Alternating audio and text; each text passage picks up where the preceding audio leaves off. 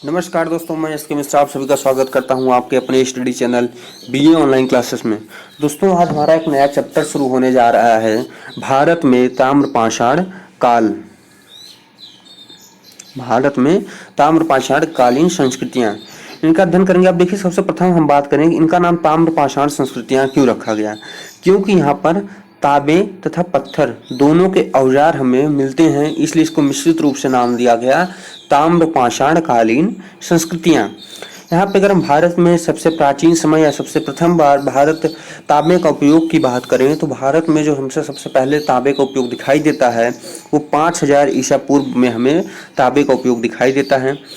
ताम्रपाषाण कालीन संस्कृतियां जो थी वो गांव समुदाय में होती थी या गांव समुदाय के रूप में विकसित होती थी, जिन्हें ग्राम पसली संस्कृति या गांव सामुदायिक संस्कृति आदि नामों से इन्हें जाना जाता है।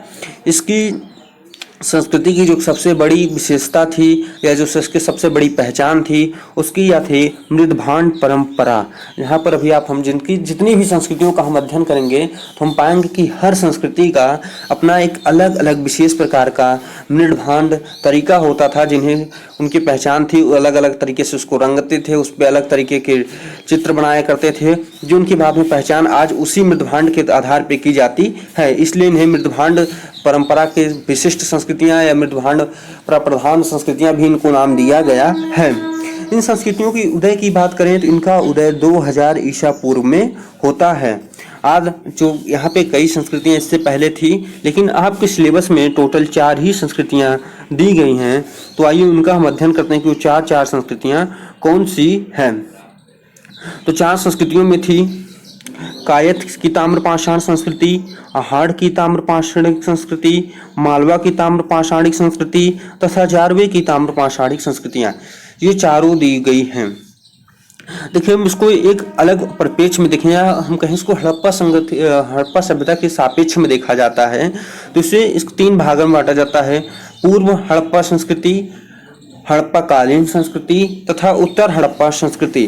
पूर्व हड़प्पा संस्कृति मतलब है कि वो संस्कृतियां जो हड़प्पा सभ्यता से पहले विकसित हुई थी या जिनका जन्म हड़प्पा सभ्यता के विकास से पहले हुआ था।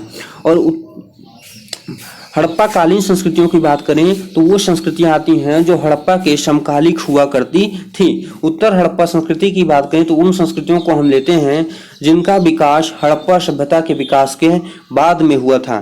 तो इनमें से कायथ, मालवा तथा जारवे, ये तीनों संस्कृतियां उत्तर हड़प्पा संस्कृति मानी जाती हैं, अर्थात उनका विकास हड़प्पा सभ्यता के विकास के बाद में हुआ था।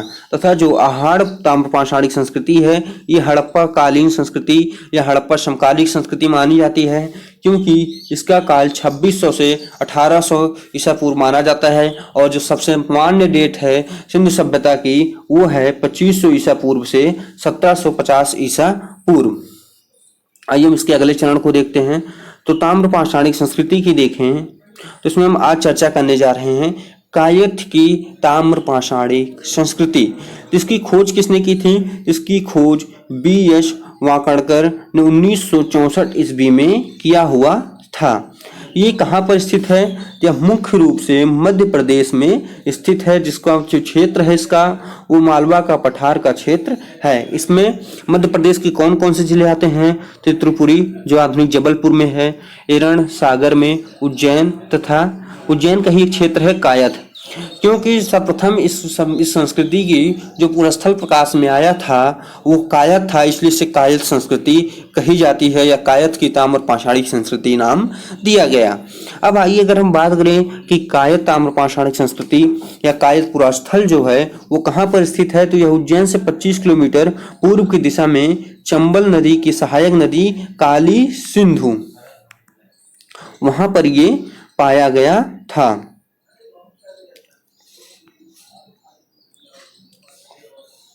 देखिए, हर नदी के या हर सभ्यता के विकास में कहीं न कहीं नदियों का हाथ होता है। फिर वो चाहे आप सिंधु सभ्यता लेंगे तो वहाँ पे सिंधु नदी थी, चाहे आप मिस्र के लेंगे तो वहाँ पे नील नदी थी, या चाहे आप सुमेरियन सभ्यता लेंगे तो वहाँ पे दजला फरात नदियाँ हुआ करती थी। उसी प्रकार कायथ की जो ताम्रपाषाणिक संस्कृति थी इसमें भी 2 मुख्य रूप से नदियां थी, नर्मदा तथा यमुना। तथा इनकी सहायक नदी ताप्ती, माही नर्मदा की जो सहायक नदी है, तथा यमुना की चंबल तथा बेतवा, इन तरीकों पूरे तरीके से गिना जाए तो 6 नदियां थी जो इस संस्कृति को सुनिश्चित कर रही थे या इसको आर्थिक रूप से मजबूती दे रही थी, या इन्हीं के कारण इनका विकास हो रहा था। अब आइए देखिए जहाँ पे कायस्थ का जहाँ उत्खनन हुआ था, कायस्थ जगह पूरा स्थल पे, वहाँ पे टोटल हमें 5 संस्कृतियां प्रकाश में आती हुई दिखाई दी थी।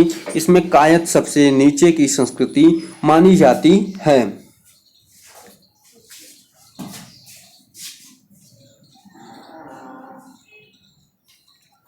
अब आइए हम बात करें तो कायस्थ संस्कृति की मृदभांड परंपरा। देखिए जैसे मैंने ही बताया था, पहले बताया था कि जितनी भी ताम्र पाषाण कालीन संस्कृतियां थी उनकी अपनी एक विशेष प्रकार की मृदभांड परंपराएं थी जो इनकी पहचान के रूप में बाद में निखर कर आती हैं। तो टोटल यहाँ इसकी 3 मृदभांड परंपराएं दिखाई देती हैं। तो आइए सबसे प्रथम बात करें पहले तो गुलाबी रंग की मृदभांड परंपरा। इस परंपरा के अंतर्गत जो बर्तन बनाए जाते थे वो पतली गढ़न के तथा भूरे रंग के हुआ करते थे। बर्तन बनाने के बाद इस पे लाल रंग का लेप चढ़ाया जाता था तथा इस पे बैगनी कलर से चित्र बनाए जाते थे। इस परंपरा के अंतर्गत मुख्य रूप से हंडियां, तसले, मटके तथा कटोरे आदि का निर्माण कार्य किया जाता था। जो हमारी दूसरी मृदभांड परंपरा है वो लाल भूरे रंग की मृदभांड परंपरा है। इसको हम कह सकते हैं कि थोड़ा विकसित काल है या इससे थोड़े समय बाद का ये परंपरा है। इसमें थोड़ा विकास आया था। तो इसमें हम देखेंगे जो बर्तन बनाए जाते थे वो बहुत ही अच्छी तरीके से मिट्टी से तैयार किए जाते थे। बर्तन को पतला बनाया जाता था, इनको सर्वप्रथम सुंदर गढ़न यानी इनमें सफाई से इन बर्तनों को बनाया जाता था। इस पे ऊपर लाल रंग की चित्रकारी की जाती थी। अब कौन सी चित्रकारी? तो जमित अलंकरण के पासे बनाए जाते थे। जालीदार तथा हीरक, तिरछी रेखाएं आदि तरीके से इनको चित्रित किया जाता था। इसमें जो मुख्य रूप से बर्तन थे वो मध्य आकार के घड़े, लोटे, तसले आदि हुआ करते थे। अब आइए यदि हम बात करें तो तीसरी या अंतिम मृदभांड परंपरा है वो लाल रंग की मृदभांड परंपरा है। ये देखिए ये इसमें सादगी दिखाई देती है। इसमें किसी भी प्रकार का कोई लेप नहीं लगाया जाता था, कोई डिजाइन नहीं बनाई जाती थी। बस क्या किया जाता था, इनमें लहरदार या तिरछी या हीरे की आकार की या जालीदार रेखाओं से इनके बर्तनों को सुसज्जित किया जाता था। इसमें जो मुख्य रूप से बर्तन थे वो कटोरे तथा तसले हुआ करते थे। इसके अतिरिक्त इन्होंने एक हस्त निर्मित इनकी मृदभांड परंपरा दिखाई देती है जो रूच मिट्टी यानी कि इसमें मिट्टी के छोटे छोटे कण होते थे, बहुत ज्यादा सफाई के साथ वो नहीं बनाए जाते थे।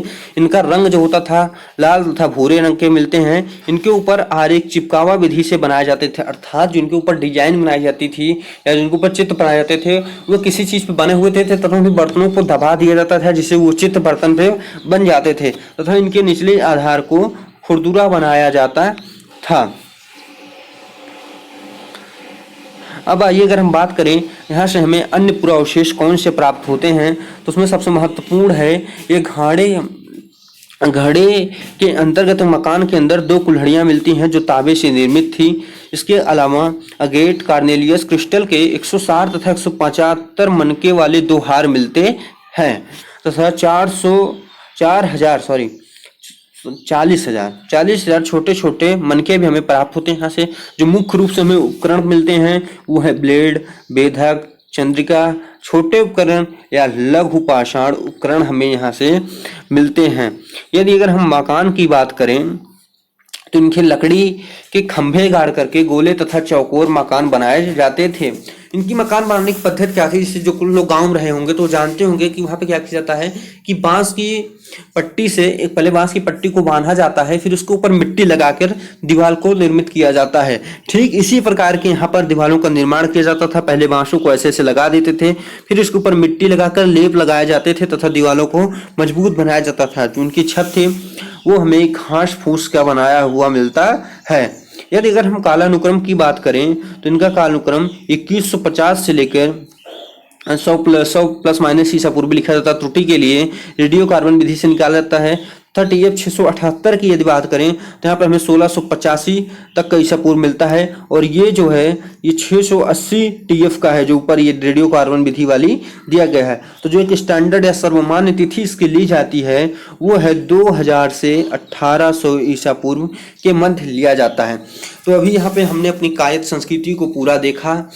तो इस तरीके से मैं देख रहा हूँ कि समय काफ़ी ज़्यादा कम लग रहा है चीज़ों को बताने में, समझाने में, और चीज़ें आसानी से हो जा रही हैं। तो फिलहाल अभी इसी तरीके से बनाया जाएगा वीडियो। आगे फिर अगर आप कहेंगे तो हम बोर्ड पर भी आपको चीज़ों को पढ़ा दिया करेंगे। तब तक के लिए आप सभी को सौरभ मिश्रा का नमस्कार, धन्यवाद। अगर वीडियो पसंद आया हो तो इसे लाइक करिए, कोई प्रॉब्लम हो, कोई बात हो तो उसे कमेंट करिए, तथा चैनल को सब्सक्राइब करिए, तथा अपने दोस्तों मित्रों के मध्य इस चैनल को शेयर करिए, तथा उसको भी इनकी जानकारी दीजिए। धन्यवाद।